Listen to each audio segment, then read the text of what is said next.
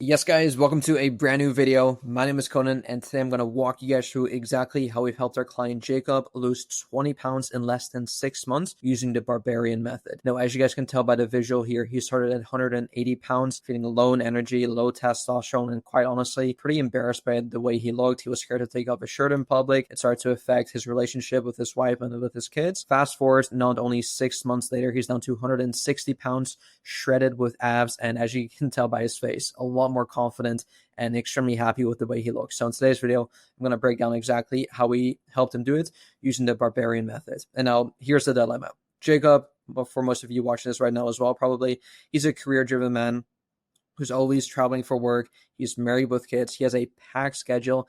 And quite honestly, he had every excuse not to start, right? Whether it was lack of time, lack of commitment, lack of a priority, like whatever the excuse was, it's there. And quite honestly, they are valid excuses.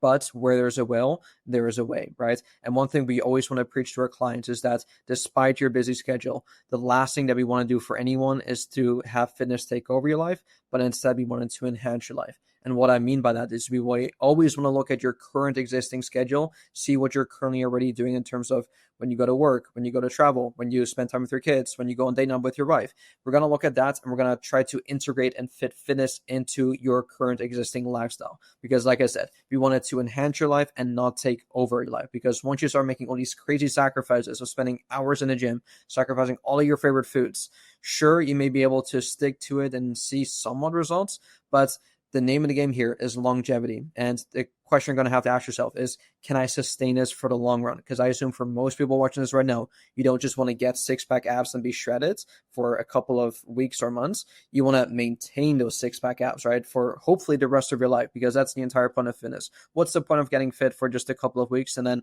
to fall back to square one again? Absolutely pointless. If anything, it's just a waste of money, waste of time, and waste of resources, right? So we had to look at his current schedule and try to fit it into his existing schedule. And now here was the turning point. Despite those challenges Jacob was facing, he decided to take action regardless. And so he committed to the Barbarian method. Now, within the span of 12 weeks, he has lost 20 pounds, gained confidence, gained energy, and took total control over his overall health, right? And he even had a quote here, which I'll read down a bit later on down below, but he said, "I appreciate the structure, accountability, and field-tested tips." And so here's essentially what we helped Jacob do. So using the 3 pillars of the Barbarian method. So number 1 is the nutrition. Before anyone joins the program, the biggest thing we always have to determine is their maintenance calories. This is essentially the amount of calories you need, the amount of food you need to eat to simply maintain your body weight. Because without this number, it's going to be near impossible to figure out or to make adjustments from there. So this typically does use or require some trial and error, and this number specifically is always going to be different person to person. It depends on your age, your activity level, your height, your weight, all these things. So if you're currently working a desk job and you have a pretty sedentary lifestyle, your maintenance calories you need to maintain your body weight are going to be drastically different from someone who works a construction job and is always physically active and has a super high metabolism. So just because one person can get away with eating 3,000 calories while maintaining its body weight,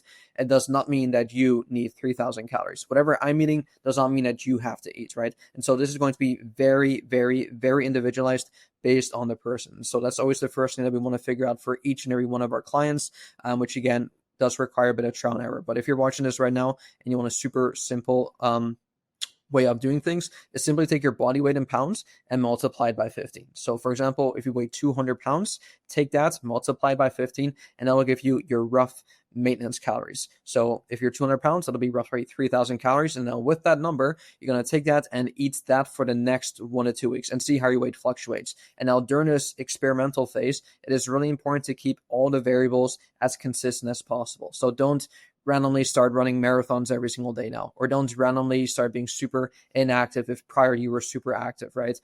Don't constantly change up your sleeping schedule or just your daily habits. Like keep everything as consistent as you can during this trial and error process, just so you can have the most accurate representation of what your maintenance calories will be. So let's say you go through this 1 to 2 week period and you notice that your weight stays the same. Congratulations, you have found your maintenance calories. And now once you have identified your maintenance calories, you are pretty much holding the key to your own destiny. It is one of the best things that you could possibly know about your body.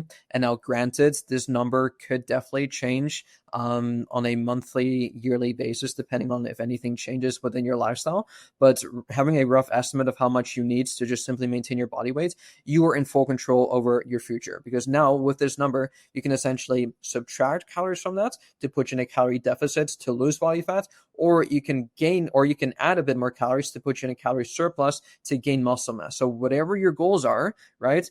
You can pretty much pick and choose whatever you want to do with your maintenance calories, right? Because once you have done the hard work of figuring that part out, everything else is just so much easier from there. So for Jacob specifically, as you can tell from the top here, he was kind of in this skinny fat situation. He did come from an athletic background, so he did have background in playing sports. He actually ran an Ironman in the past before, so very much performance-based, but the aesthetics did not really back it up, right? And of course, he definitely let himself go a bit due to all the traveling and work that he was doing, but he wasn't like overly overweight necessarily to begin with, right? He kind of had this situation where he had low muscle mass, but then also a bit higher body fat. So essentially what we wanted to do with Jacob here is do a body recomposition, which basically means that both build up more muscle, but then also losing the belly fat, as you can tell here. And so that's exactly what we did with Jacob. We found his maintenance calories and we put him in a slight calorie deficit. And now with this, we also ensured that his macronutrients were dialed in and on point. Starting with protein. Protein is absolutely crucial, not just to help you build the muscle you're looking for, but then also to keep you nice and full and satiated while you're in a slight calorie deficit. Because naturally speaking, if you're eating less calories than you burn on a consistent basis, your body is naturally going to feel somewhat hungrier, right? But if you keep your protein intake nice and high, not only are your chances of losing muscle mass a lot lower, which is good, right?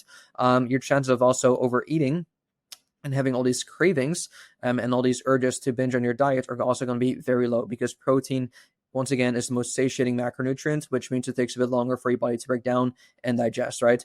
Following up are carbohydrates. These are essential for your energy, not just cognitively for your brain when you're something really is high demanding at work or whatever may be in your brain, but then also physically for your workouts and just to fuel your day-to-day life, you need carbohydrates. If someone tells you carbs are bad for you, run away from carbs, fruits are bad for you, sugar is bad for you, don't listen to them, because you need carbohydrates. I mean, hey, you can try all you mean, by all means, but you're going to suffer a lot, and your workouts will suffer, your energy will suffer, everything will just suffer. Going back to the protein, we always want to strive for 1 gram of protein per pound of body weight, carbohydrates secondly, and then last but certainly not least are going to be your fats. A lot of people neglect their fats, and I used to make the personal mistake where I used to keep my fats very low, thinking that fats would make me fat, but that could not be further from the truth. As long as your calories are in control, you need fats as well, not just for energy, but then also to keep your hormones nice and healthy, especially your testosterone levels. Especially as you continue to age, it's been shown that your testosterone levels drop by about 1%. And so to mitigate that from happening is to not only be physically active, get vitamin D, get sunlight, improve your sleep, obviously, but then also keeping your fat intake to a healthy level. So we want a bare minimum of 0.4 grams of fat per pound of body weight. So once again, 1 gram of protein per pound of body weight, 0.4 grams of fats per pound of body weight, and then fill the rest of your calories with carbohydrates. That's actually exactly what we did with Jacob for his nutrition. And then when it came to his workouts, we kept it very minimalistic, but effective training, right? We don't want to have anyone spending 2 to 3 hours in the gym every single day, doing all these crazy workouts, these circuits, spending hours on a treadmill, because once again, that is not sustainable. And quite honestly, it's not really fun either. So instead, we made sure that his workouts were short, sweet, but very, very effective, ensuring that we're training each muscle group 2 times per week while also implementing progressive overload to ensure that he's continuously adding a good stimulus to his muscles for them to keep growing. Because if you're constantly doing the same workouts over and over again, using the same weights, the same reps, the same sets, your body has no reason to adapt and grow. So that's why we made sure that the workouts were simple to do, but then also very effective by implementing progressive overload in a structured way.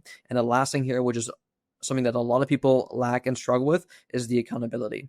You may very well know how to lose weight by being in a calorie deficit or do workouts, but if you cannot sustain that and stick to it, you're not going to see results, because at the end of the day, and I tell this to my clients all the time, it's what you do over a consistent period of time that's going to dictate your long-term results. So if you cannot stick with something for the long term, you're not going to see results. And so the accountability, by having regular check-ins and 24/7 accountability and support from us, made sure that he not only stayed on track, but he kept making progress, especially whenever he hit plateaus or kind of felt stuck. And so by implementing these 3 pillars into his program, he saw phenomenal results. And so some of the common excuses, again, like I said at the start, right, are I'm too busy, work and family come first. But think about it this way. You cannot pour from an empty cup, right? If you want to help other people, you sometimes have to be selfish in order to be selfless. Because if, for example, you try to help someone get in shape or be healthy, but if you yourself are not healthy, you're going to have a hard time doing that, right? And so Jacob proved that it is possible, especially when you're busy. And so if you are a high-performing man with a family, with the kids, with a demanding schedule that constantly keeps traveling, and you feel like you've maybe kind of like lost your edge, I want you to go ahead and schedule a free fitness consultation with me down below. We'll essentially go over your biggest goals, go over your biggest struggles, and create a roadmap and game plan together to help you absolutely crush your goals in the next 6 months. So hopefully I'll see you there, and I'll speak to you soon. Peace.